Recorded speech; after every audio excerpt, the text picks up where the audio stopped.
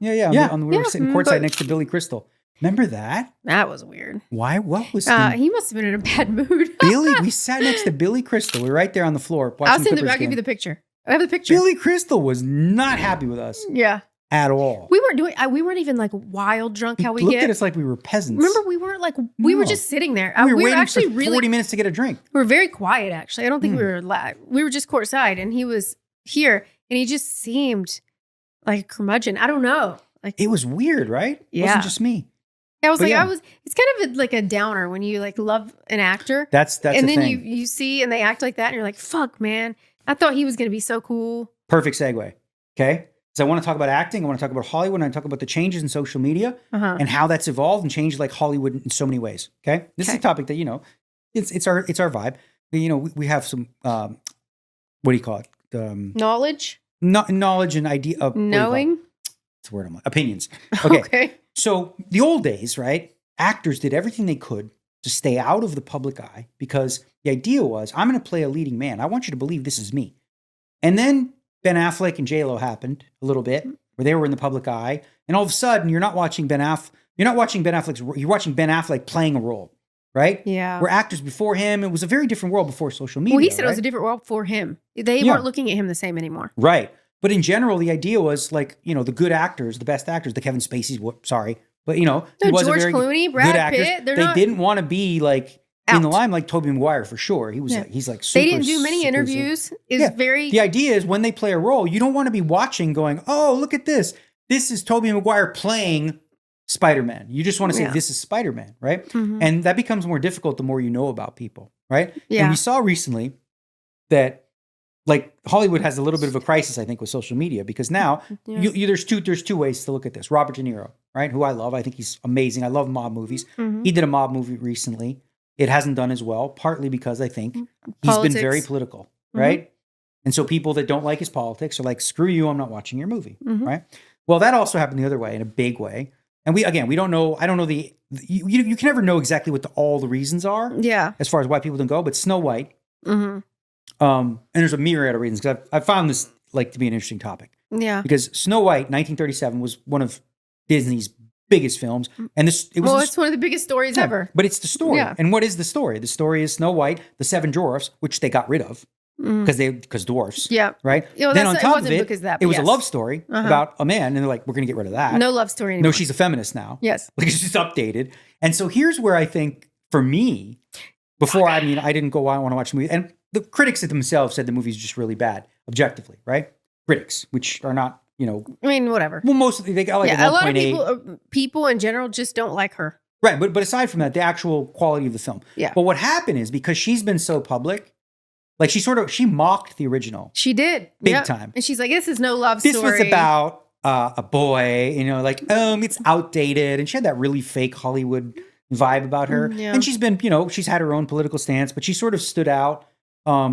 And then on the other side, it was kind of like the perfect storm for the film in terms of what's going on with the world because, she was like, had very pro-Palestinian message. Then you have Gal Gadot in the movie, who's an Israeli, who's from there. Yeah. So now, like, whichever side of that you are, if you're like, It feels very split. if you're like super hyped up about that and you allow yourself to like get so angry that you won't watch a film with one of these people, you're screwed on both sides of it. Right. You're screwed on the like pro-Israel side. You're screwed on the pro. Some people can't disconnect They like can't. that. So like they were already in bad shape, right? Now you think of like films going forward, like that's a thing now. Like I would imagine that more contracts going forward for actors are like, listen, because you can tank a movie and they're going to lose 300, And they 400 can million. put whatever they want in your contract. If Yeah. they say don't talk about that, They're going to lose You can do that. 400 million on Yeah. this film. For real. Yeah, I It's know. going to be the biggest loss that they faced, right? That Disney's the ever director had, was like, had to fly out to talk to her and go, can you stop? yeah. Stop And then mocking the some film? people were saying she wasn't white enough to be Snow White. And I'm like, that's the least of the Well, worries. listen, yeah, Come like I on. said, there's a whole bunch of reasons you could go. And I guess for me, I think this one guy said, I won't name him, but like he said, like, you know how I could have made $1 billion with Snow White? Put Sydney Sweeney in, whatever, right? Yeah. Just make it about what it was. Remake the damn film that everybody loved. And it makes millions Like, of dollars. why do you have to have a social message within every movie with every, yeah. that is like has an agenda, right? Yeah. People are sick of that. When Because- people want to watch a film, Yeah. animation, they want to take, and it's an escape from what we live Also, with. it's a classic. It's like one of those things. Like I was talking about, like buying baby books. You want the classics. That's Yeah. one of them. And you leave it want the those way stories. it was. Yeah. Beauty and the Beast made over $1 billion. It was one of my favorites ever. Beauty and the Beast? Yes. Yeah. And they left it the way that it is. So what you're essentially doing is you took Snow White, which is a franchise. You changed And it was the whole based on thing. the Seven Dwarfs and her and the Prince Charming and all this kind of stuff. You made a completely different movie. You know what you should do? Make a different movie. But don't just completely corrupt it. I think Hollywood, in another way, I saw another podcast with Rob Lowe.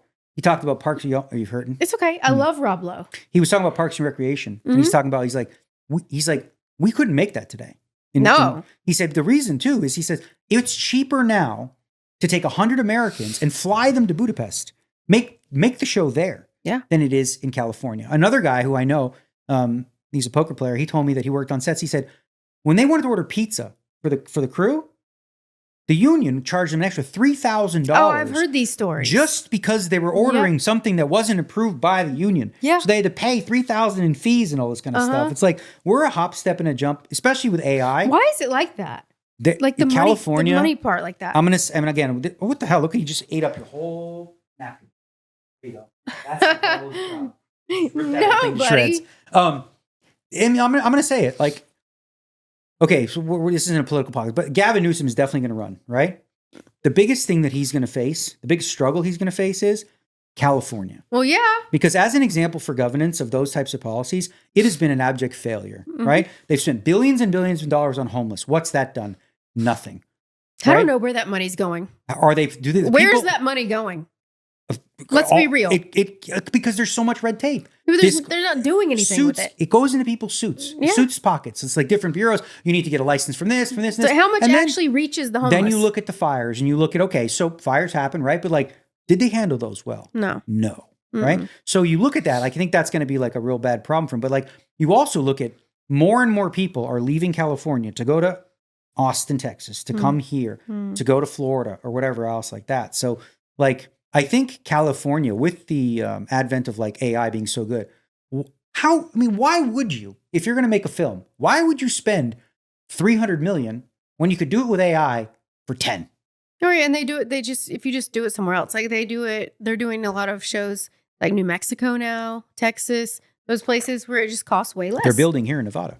Yeah. They're building like a big a studio here because it makes sense. Like, Yeah. it's sad because here's the thing. You live there. LA, California is one of the most beautiful places in the entire country to live, right?